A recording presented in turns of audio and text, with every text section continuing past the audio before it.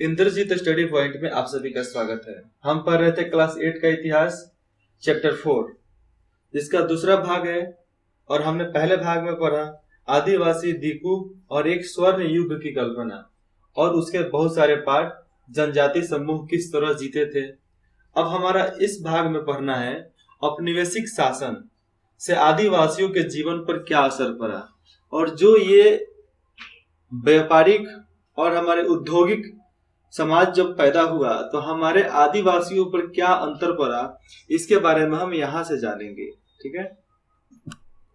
British शासन के दौरान आदिवासी समूहों का जीवन बदल गया। आओ देखें कि ये बदलाव क्या थे।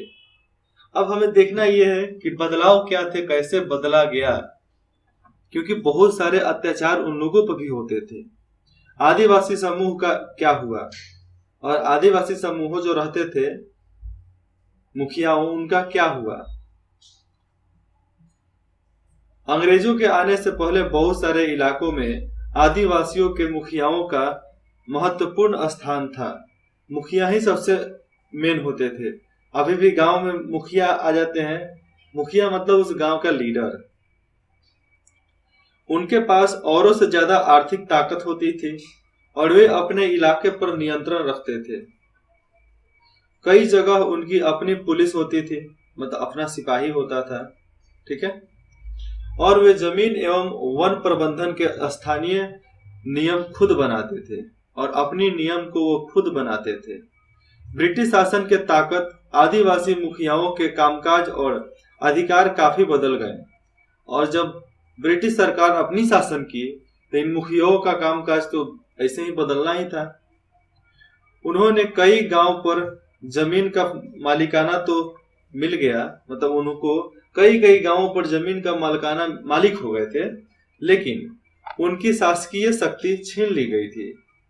उन्हें ब्रिटिश अधिकारियों द्वारा बनाए गए नए नियमों को मानने के लिए बाध्य कर दिया गया और जो नियम ब्रिटिश गवर्नमेंट बनाएगी वही मानना है, दूसरा नहीं मानना है।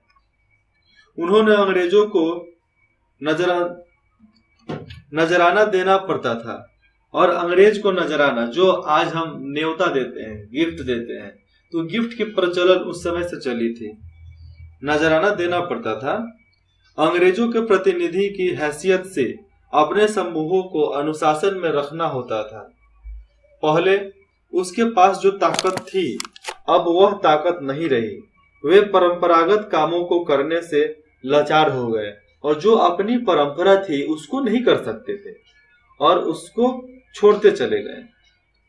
घुमंतु काश्तकारों का क्या हुआ, उसके पहले चित्र का बता दूं। ये देखो यहाँ पे एक आदिवासी बैठा है, नेपाल का चित्र लग रहा है। पूर्वोत्तर उधर ही है, शिमला की तरफ का, शिमला बंगाल। पूर्वोत्तर के निसी आदिवासियों के एक गांव में लठों से बना घर, जब ये घर बनाए जाते हैं तो पूरा गांव मदद करता है।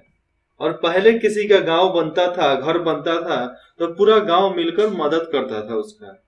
जैसे में आप देखोगे रामायण जब देखोगे तो उसमें करीबन 15 से 16 पार्ट जब चित्रकूट में जा रहे हैं, कौन, श्री राम, तो चित्रकूट में वहां पे जितने भी ऋषि मुनि थे और उनके भाई लक्ष्मण, ये सब ही मिलकर वहां पर घर बनाए, पत्तों के घर।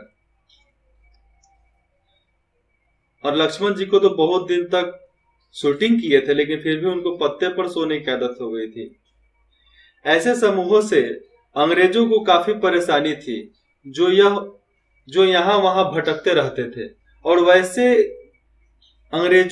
वैसे जो लोग भटकते थे उनसे तो अंग्रेजों को काफी दिक्कत। भाई टैक्स किससे लेंगे, अगर वो तो भाग जा रहे हैं, रुकेंगे तब ना टैक्स देंगे, तब ना वसूला जा सकता है वहां से। और एक जगह ठहर कर नहीं रहते थे। वे चाहते थे कि आदिवासियों के, देखो ये आदिवासी यहाँ पर खेती कर रही हैं और ये दादी अम्मा यहाँ पर आराम कर रही हैं, बाकी लोग खेती कर रहा है। चित्र 6, गुजरात के एक जंगल में खेती करती भील औरतें। ये भील जाति की औरतें हैं। घुमंतू खेती गुजरात के बहुत सारे वन क्षेत्रों में अभी भी जारी है। आप देख सकते हैं कि यहाँ पेड़ों को काट दिया गया है और खेती के लिए जमीन काफी कर दी गई है और बहुत सारा जमीन जंगलों को काट कर ही बनाया जा रहा है और जंगल ऐसे ही लुप्त होते जा रहे हैं और जंगल में बहुत लोग घर बना ले रहे हैं, क्या क्या नहीं कर रहे हैं। और जितने भी समूह थे आदिवासियों के, समूह एक जगह अस्थायी रूप से नहीं रहते और खेती नहीं करते थे और एक जगह पर तो रहते नहीं थे खेती करेंगे। अस्थायी रूप से एक जगह रहने वाले किसानों को नियंत्रित करना बहुत आसान था, लेकिन जो अस्थायी रूप से नहीं है उनके लिए मुश्किल। अंग्रेज अपने शासन के लिए अपने शासन को चलाने के लिए अपनी आमदनी नियमित स्रोत भी चाहते थे कि हमारा एक स्तर हो कमाई का, जिससे हम खर्चा कर सके और उससे फल फूल सके अपने आप को। फलस्वरूप उन्होंने जमीन के बारे में कुछ नियम लागू कर दिए।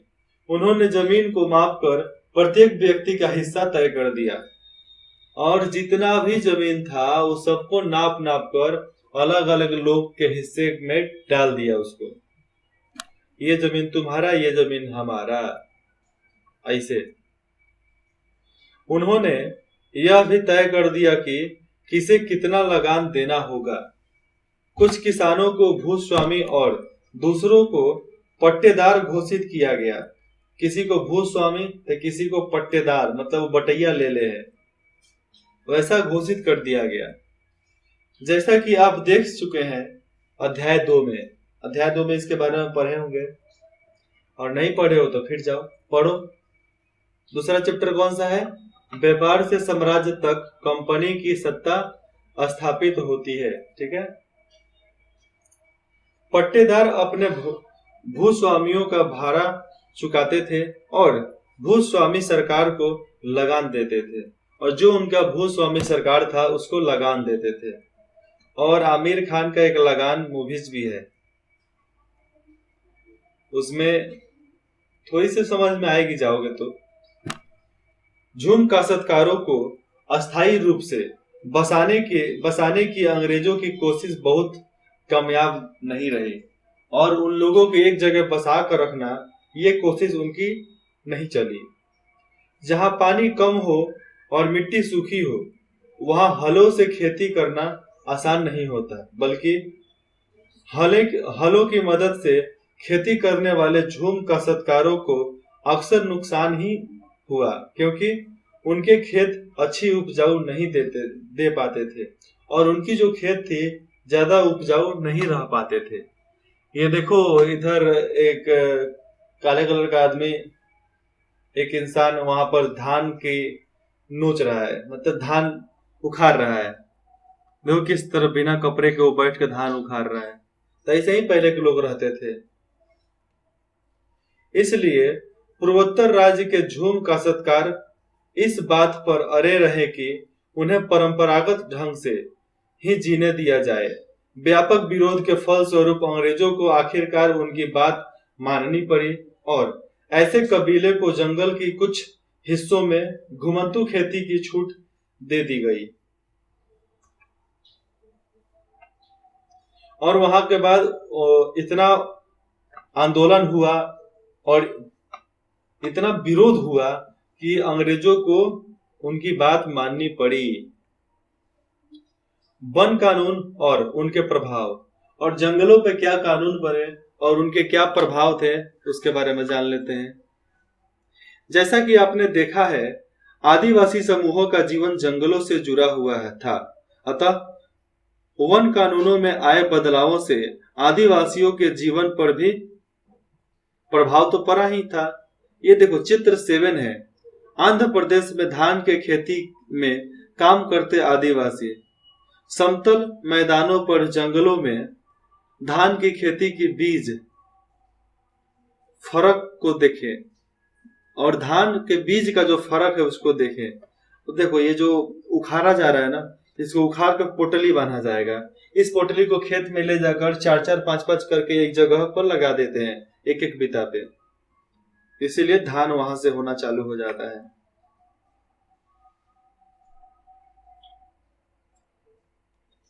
अंग्रेजों ने सारे जंगल पर अपना नियंत्रण स्थापित कर लिया था और जंगलों को राज्य की संपत्ति घोषित कर दी थी, और जो जंगल उसी राज्य का है। कुछ जंगलों को आरक्षित वन घोषित कर दिया गया।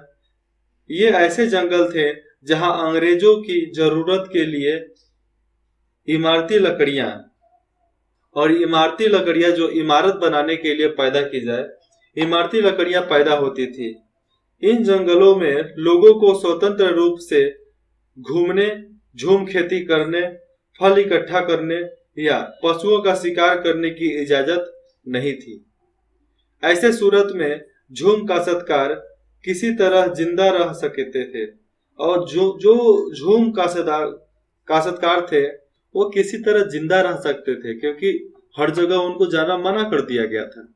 इसलिए उनमें से बहुत को काम और रोजगार की तलाश में मजबूरन दूसरे इलाकों में जाना पड़ता था। ऐसी दिक्कतें थी उस समय। जैसे ही अंग्रेजों ने जंगलों के भीतर आदिवासियों के रहने पर पाबंदी लगा दी, उनके सामने एक समस्या पैदा हो गई। समस्या यह थी कि रेलवे ट्रेन के लिए पटरियां लगाने के लिए पेड़ काटने और लकड़ी को एक जगह से दूसरे जगह ले जाने के लिए मजदूरों का इंतजाम वहां से किया गया। और मजदूरों का इंतजाम हुआ। मजदूर क्यों चाहिए? पहले आपने देखा होगा कि ट्रेन जिस पर जाती थी उसके नीचे का जो पट्टा होता था आज कंक्रीट का है, सीमेंट का बना हुआ है, ढाल का आता है, लेकिन पहले लकड़ी का आता था और उसमें कांटी कीला ठोकते थे हम लोग, और कीला ठोक कर ही उसको कब्जा चढ़ाया जाता था, इसलिए पटरी हिलता नहीं था। लेकिन अब सारे टेक्नोलॉजी को बदल दिए गए हैं। अब केवल कंक्रीट का ही माल लगता है, कंक्रीट और लोहा। पहले क्या पटरियों में जाओगे तो आपको दिखेगा कि यहां से यहां जुड़ा हुआ था, लेकिन आज के पटरियों पर जाओगे तो तुमको नहीं दिखेगा।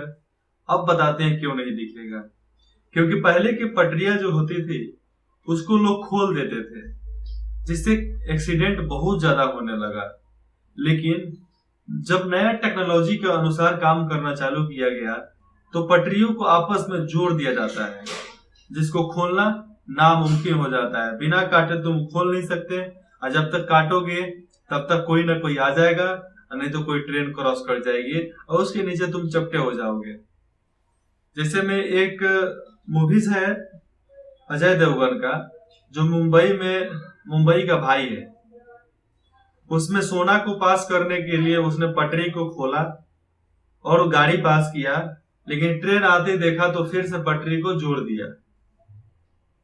तो वैसे ही काम बहुत ज्यादा होने लगा था, पटरी चोरी होने लगा था। और बिहार में एक गैंग है जो पटरी चोरी कर लिया, 10 इंजन चोरी कर लिया है।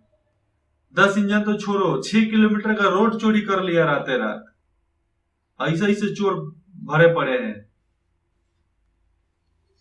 अब देखो यहाँ पर स्लीपर का मतलब दे रहा है लकड़ी के क्षैतिज तख्ते जिन पर रेल की पटरियां बिछाई जाती है। मैंने बोला ना, लकड़ी का इस्तेमाल पटरियों के नीचे होता था और भवन निर्माण में होता था, क्योंकि भवन निर्माण में जरूरत है ना। पहले तो, आज तो बीम है, पहले के घर में जाओ तो आज भी जो बीम जाता है वो भी लकड़ी का दिया हुआ है।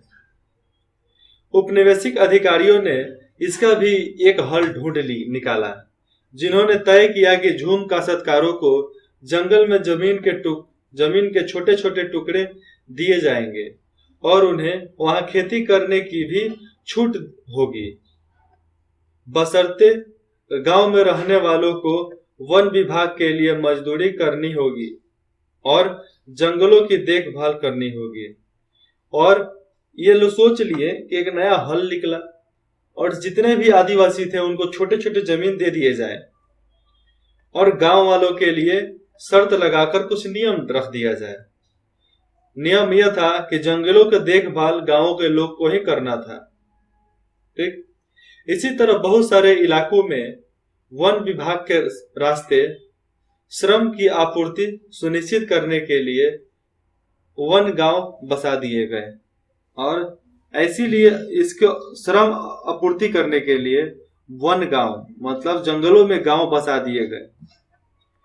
और बहुत सारे इलाका ऐसा भी है जहां पर जंगले हुआ करते थे, लेकिन आज जंगलों के जगह पे यहाँ पे भवन है, इंफ्रास्ट्रक्चर है।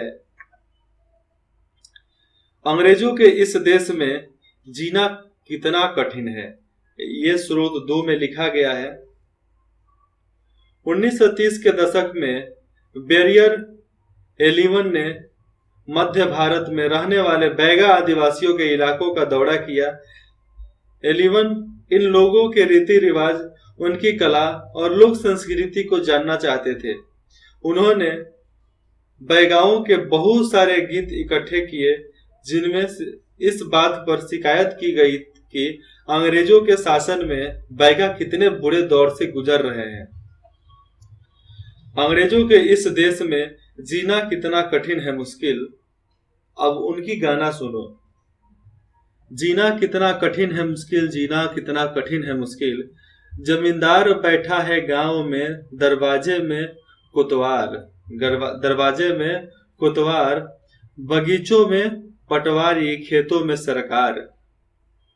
अंग्रेजों के इस देश में जीना कितना है मुश्किल, जीना कितना है मुश्किल। जमींदार बैठा है गांव में, दरवाजे में कोतवाल, बगीचों में पटवारी, खेतों में सरकार। अंग्रेजों के इस देश में जीना कितना है मुश्किल, अंग्रेजों के इस देश में जीना कितना है मुश्किल।